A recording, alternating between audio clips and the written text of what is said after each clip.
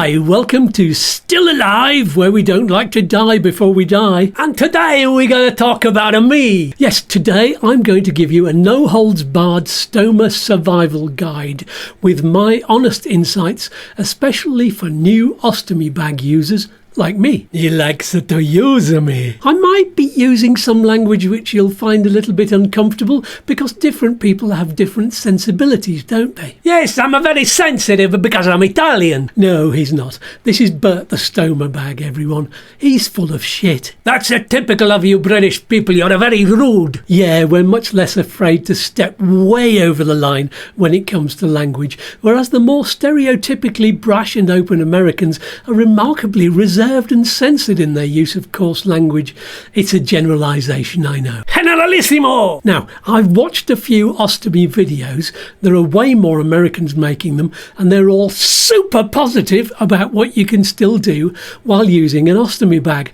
The British ones I found a bit more realistic, but not quite as exciting. So I'm going to ride a fine line between the two. And actually the videos made by the medical profession tend to be very, very detailed and very helpful in lots of ways, but just lacking in the real life experience of living with a stoma. So that's what this video is all about. Yes, it's about me. You might guess from my accent I was brought up in Britain, but I also have an Irish passport. So some of the humour of both those wonderful places has found a comfortable place to live within me. However, I was also brought up on American TV and movies, so, well, I'll just be gentle with you lot. You can be gentle with me. Stop it. What I'm going to do in a minute is give you some pros and cons of using what I call a stoma bag, but a lot of people call it an ostomy bag, which is actually more accurate. I got a cousin called an ostomy. Don't be ridiculous. First of all, for those of you who are facing the possibility of having a stoma, or if you've just started out with one, here's a brief background of my situation and an explanation of the different ostomies, because there are 3 of them. And which one you need depends on your situation. Ostomy, ostoyo, osto la la la la la la lo. Here's some basic terminology so we understand each other. A stoma is basically a hole in your belly in this area here through which either pee-pee or caca is expelled. What is this, a pee-pee and a caca? Those are the quaint little words they use in Spain instead of saying piss and shit or urine and feces. Mamma mia! Sorry, sometimes I just can't help it. Now, what about ostomy? What's that all about? Well, this is the system created by a surgeon to remove waste from your body when you have damage to your digestive or urinary system. The urostomy removes pee-pee. I don't know much about urostomy bags, so I'm not going to talk about them. The other 2 ostomies remove caca. Yes, I am a caca relocation engineer. One of those 2 is called the colostomy, which you'd probably find on the left side of your belly, quite low down, because it's connected to your colon or lower intestine, usually close to the rectum, which is the final part of your digestive plumbing just above your arse, where muscles squeeze the more solid caca out of your arsehole. Yes, I think the British word is much more expressive. Arsehole. Porca miseria! Finally, there's the ileostomy, which is the one I have. Now, this is located where the small intestine meets the large intestine or colon. And because that's on the right side of your body, that's where you end up with the stoma and the bag. The reason I have this one is because I had colorectal cancer, with a tumour mainly in my rectum, which they shrunk, the tumour, not the rectum, using radiotherapy and chemotherapy until it was small enough to cut out. And as part of that surgery, the surgeon created the ileostomy. Is it true? I used to be a surgeon myself. That all happened only 5 weeks ago, and the idea is to bypass your colon to give it all time to heal properly and remove the caca higher up. So what you'll find is that the caca isn't as solid as you'd get in a colostomy bag, because part of the job of the colon, the lower intestine, is to remove the liquid and other nutrients from the caca.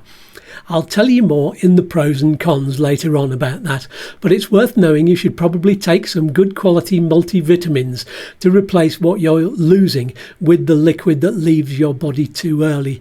And I'd also recommend some probiotics, but not the stuff with sugar in, no.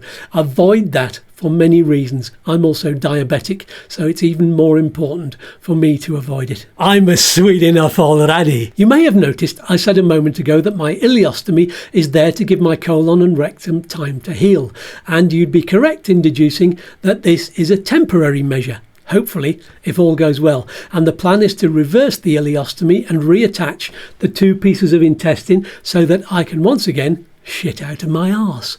I do look forward to that, for reasons which will become abundantly transparent in the cons. Coming up soon. Why you want to get rid of me? You'll find out very soon. Very, very soon, in fact. Just one more bit of info so you know what to expect. With an ileostomy or colostomy, you'll have a hole of up to about 40 millimeters wide, through which is poking what looks like a small dome, almost like a little red brain. There's a small hole at the top of the dome, from which erupts caca volcanically or ploppily, depending on what you've eaten. You should chew your food more. You disgust me. There's also a second small hole, which is in the little piece of colon below the dome, which means my stoma isn't quite a circular thing. That'll become relevant in a minute. That second hole is to allow the release of anything in the colon, which is more or less mucus, although most of it actually goes downwards, so you'll find some mucus and stuff does occasionally need to be expelled through your arse. It's worth monitoring how much there is and telling your doctor or stoma nurse, but a small amount seems to be quite normal. I wasn't expecting anything at all from that area. If it contains more than a small amount of fresh blood, though, go to your hospital's emergency department. Now, bring it to me. I make it the best black pudding in the world. He's even worse than me. Right then, let's get on to the pros and cons of having a stoma bag. When I made this list, I found there are way more cons than pros. Not because I'm a negative person, in fact I'm quite the optimist, but because I'm British and we love to complain, but usually in a humorous way. It's in my bones to tell you everything that's a right pain in the arse, if you'll pardon the pun. And then what I do is suggest some solutions. So here goes. The pros about living with a stoma bag. Well, for a start, the biggest positive is you're still alive, and your ostomy is living proof of that. So whenever you look at it, just be thankful. Treat it like another part of your body, however much it might annoy you at times. A friend said to me recently, it's better to be 6 feet over than 6 feet under. And I agree. You gotta stay on the right side of the grass. Next pro. There are evidently lots of people who live rich, fulfilling lives and can manage to still do the same work they did before they had cancer.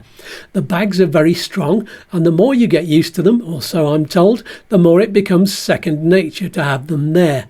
I've not quite reached that point yet, so I'll report back in later videos in which I'll be testing out the theory that you can do absolutely anything while using a stoma bag. So subscribe if you haven't already, and you can follow my adventures and even suggest things for me to try. You'd better be careful what you wish for.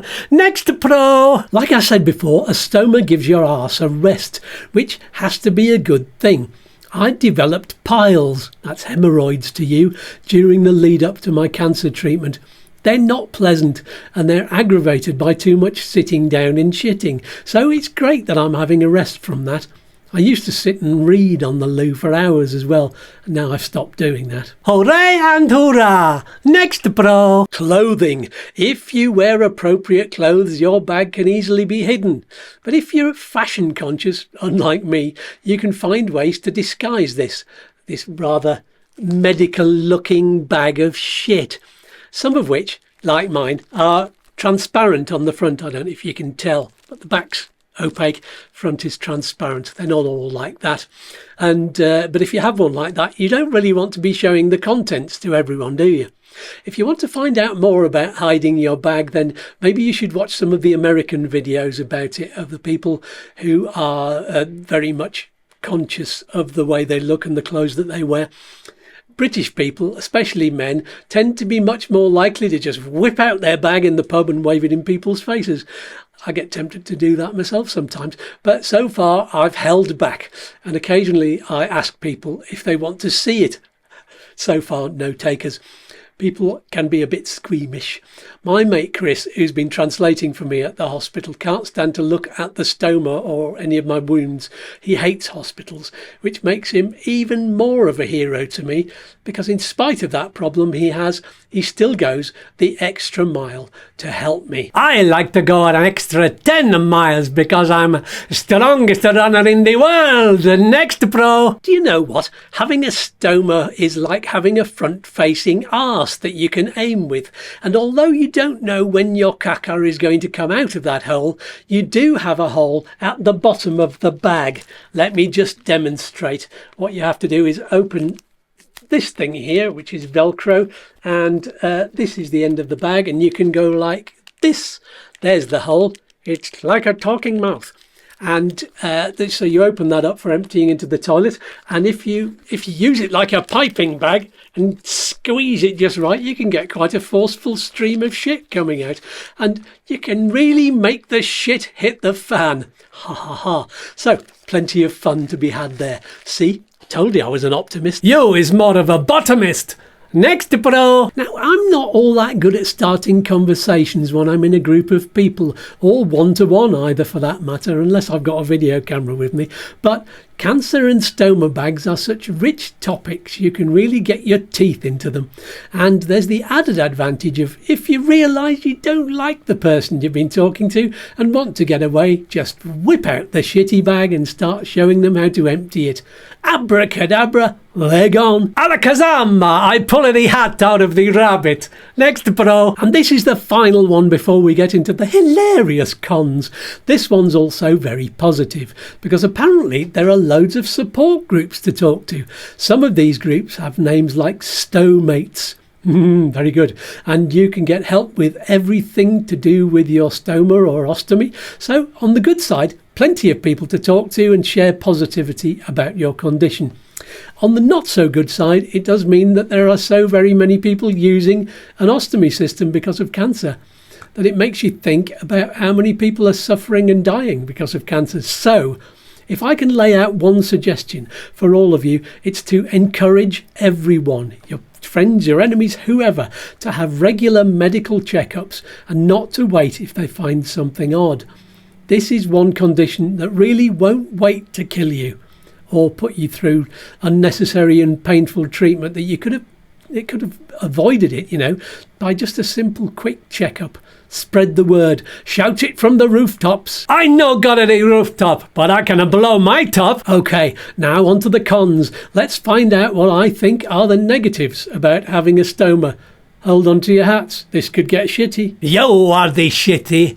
Here is the first con. I mentioned earlier that with an ileostomy, the caca tends to be more liquid, which creates a few issues, like the potential for leakages and for splashback and spatter when you're emptying the bag. If you're not careful, it can be a bit flappy. Splashback and a spatter is the name of my company. The leaking was a huge problem for me in the week following my operation. I must have gone through more than 20 ostomy systems, and by the system I mean not just the bag. In this two-piece system that I've got, there's this thing which is the base that the bag sticks onto. It just sort of clips on. I'll just try and do that now. Yeah, there you go. Very easy to clip it on. Basically, this part, you take off the backing and it's kind of glue on the back of it. Basically, it's glued to your skin. I have some information. You can get a different kinds of stoma bags, and some have the base built in, and the base is called the placa in Spain. That's true. Whichever kind of placa you have, any unevenness in the skin, such as staples or stitches or wounds, and this doesn't fit properly and it leaves a gap, so liquid finds a way through.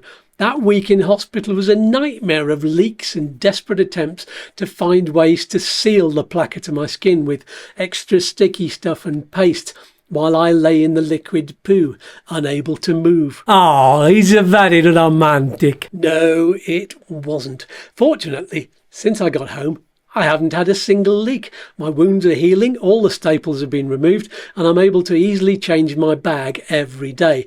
And every third day, I change the placca with the help of a special medical adhesive remover. It's anti-glue spray.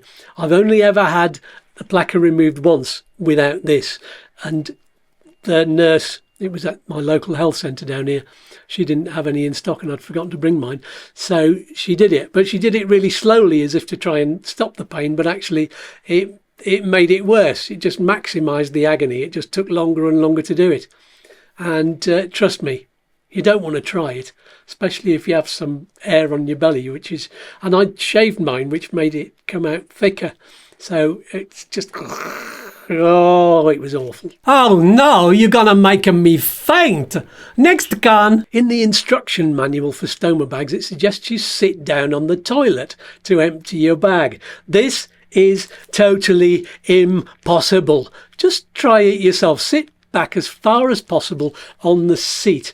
Now, let me demonstrate with this bag. There's the open thing. So this is the size of the bag and my hand. And what you've got to do is get the open end of the bag and your whole hand in between your legs, but you've got to get it down below your penis level. So, well, even if it's a very cold day, that's still quite far down, you know. So there's basically 100% chance you're going to get it covered in shit. Is the story of my life. So I have to adopt a strange squatting position facing the toilet with the bag like this to make sure all the shit goes in the pan.